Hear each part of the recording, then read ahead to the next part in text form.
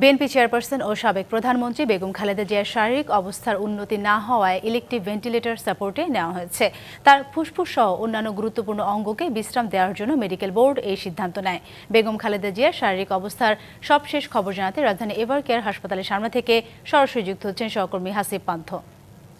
হাসিব, জানাবেন বেগম খালেদা জিয়ার শারীরিক অবস্থা নিয়ে মেডিকেল বোর্ড থেকে নতুন কোনো তথ্য পেয়েছেন কিনা?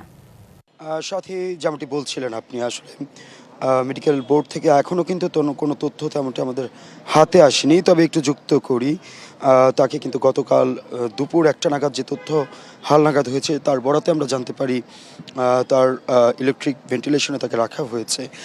বিশেষ করে তার অন্যান্য যে অঙ্গ প্রত্যঙ্গগুলো রয়েছে সেগুলোকে বিশেষভাবে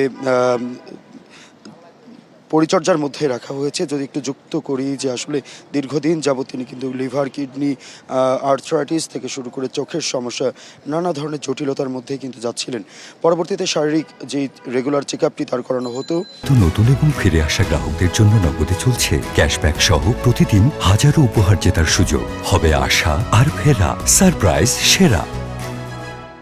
তারই খাতিরে গেল মাসের 23 তারিখে তাকে এখানে আনা হয় এবং গেল 19 দিন কিন্তু তিনি দীর্ঘ 19 দিন এই এভারকেয়ার হাসপাতালে চিকিৎসাধীন অবস্থায় রয়েছেন।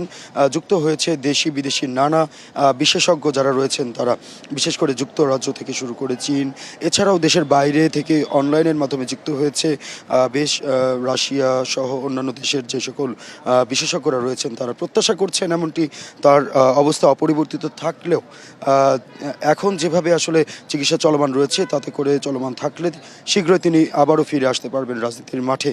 তবে নতুন কোনো তথ্য পেলে সাথী সেটি আপনার মাধ্যমে আমরা আবার জানিয়ে দিতে পারবো। জানাচ্ছিলাম সর্বশেষ এভারকেয়ার হাসপাতাল থেকে।